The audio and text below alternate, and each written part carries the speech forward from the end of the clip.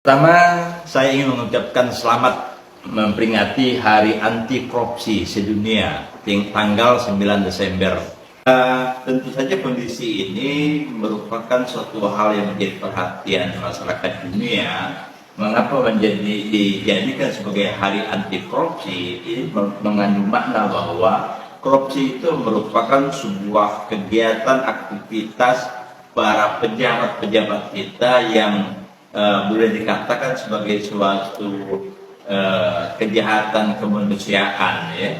Dengan korupsi itu tentu ini kan berdampak terhadap kemanusiaan yang luar biasa, berbagai macam aspek, atau kata lainnya adalah memiliki multiplier effect yang begitu besar terhadap korupsi itu sendiri, sehingga dunia menjadikan tanggal 9 Desember itu merupakan hari anti korupsi, dengan harapan bahwa ini merupakan starting point bagi dunia untuk terus memerangi korupsi yang ada di dunia di berbagai level instansi pemerintah maupun swasta tentunya.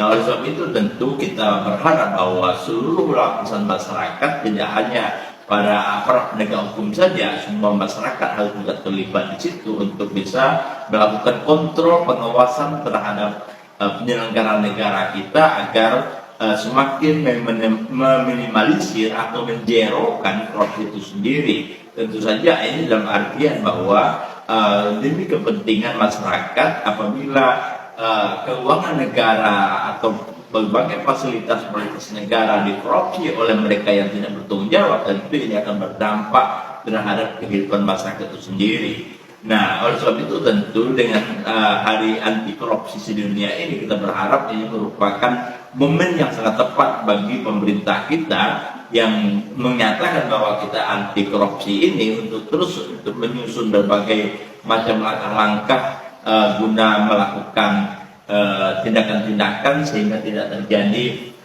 korupsi yang begitu marak saat sekarang ini. Kita ketahui bersama bahwa dewasa ini sudah luar biasa. Menkumham kita sudah dinyatakan tersangka karena korupsi, gitu ya.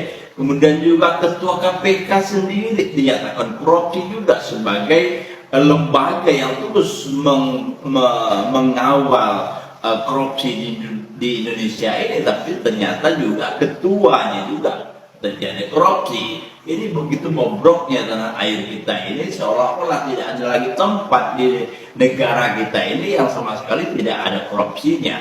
Nah, ini harus menjadi perhatian seluruh lapisan masyarakat agar bahwa ini sudah lampu merah, harus ada satu langkah-langkah yang serius dilakukan oleh pemerintah kita yang menyatakan bahwa kita anti terhadap korupsi ini. Tentu ini dibutuhkan kontrol pengawasan dari seluruh lapisan masyarakat. Nah, untuk korupsi ini ada 3 poin. Mengapa terjadi korupsi? Pertama adalah karena faktor kebutuhan. Yang kedua adalah karena faktor keserakahan. Yang ketiga adalah karena sebuah sistem. Nah, kalau kebutuhan tentu ini bagaimana terjadi karena memang untuk memenuhi kebutuhannya, sehingga tinggal dinaikkan gaji saja bisa selesai urusannya. Tidak akan terjadi korupsi kalau memang menjadi kebutuhan. Tapi persoalannya bukan itu yang terjadi di Indonesia. Karena korupsi ini dilakukan oleh mereka yang memiliki posisi jabatan-jabatan strategis. Tentu kita ketahui bahwa tunjangan-tunjangan para pejabat-pejabat kita itu sendiri sudah luar biasa sebetulnya. Hampir semua aspek kehidupan mereka ditanggung. Nah, yang bersangkutan maupun keluarga ditanggung oleh negara. Jadi tidak ada celah untuk mengatakan bahwa faktor kebutuhan. Yang kedua adalah faktor keserakahan. Ini rata-rata bahwa terjadi korupsi di negara kita ini, di Indonesia ini, adalah karena faktor keserakahan. Begitu serakahnya, mereka sudah memiliki pendapatan yang sudah luar biasa besarnya, tetapi karena mereka serakahnya masih melakukan korupsi, manipulasi dan sebagainya. Nah, sehingga ini perlu dilakukan tindakan-tindakan hukum. Nah, koruptor itu paling takut sekali apabila dia dilakukan pemiskinan. Nah, harusnya begitu ada tindakan korupsi ini dilakukan, kita sudah memiliki yang namanya instrumen hukum. Misalnya kita bisa lakukan tindak pidana pencucian uang, dan di situ bisa digunakan untuk bisa memiskinkan para koruptor-koruptor sendiri. Nah, saya pikir ini para koruptor ini sangat takut sekali apabila dilakukan upaya pemiskinan terhadap para koruptor ini. Nah, ini yang belum dilakukan secara masif oleh para penegak hukum kita. Kita lihat saja banyak koruptor-koruptor yang telah tertangkap, tapi justru mereka tidak dilakukan untuk menggunakan tindak pidana pencucian uang itu tadi.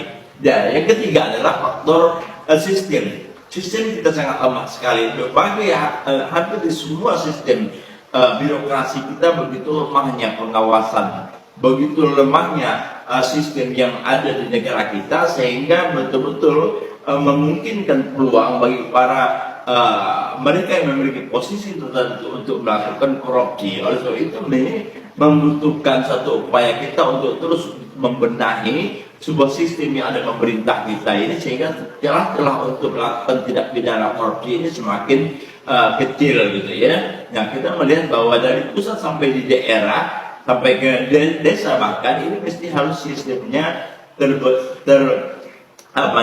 dibenahi dengan baik. Nah, terutama dalam konteks pengawasan.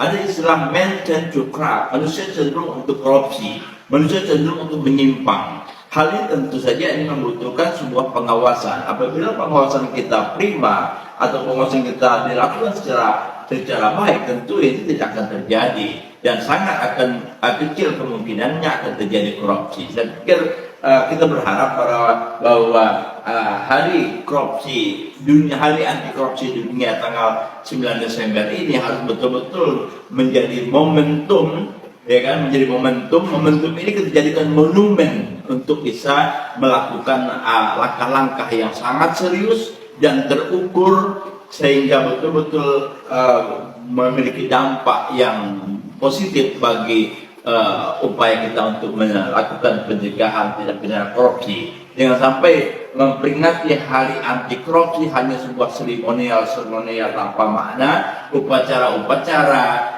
perlombaan dan sebagainya, tetapi tiga aspek tadi yang saya katakan sama sekali tidak dilakukan langkah-langkah yang sangat serius, tentu saja ini tidak akan punya arti apa-apa hari anti korupsi ini. Kira demikian. Terima kasih.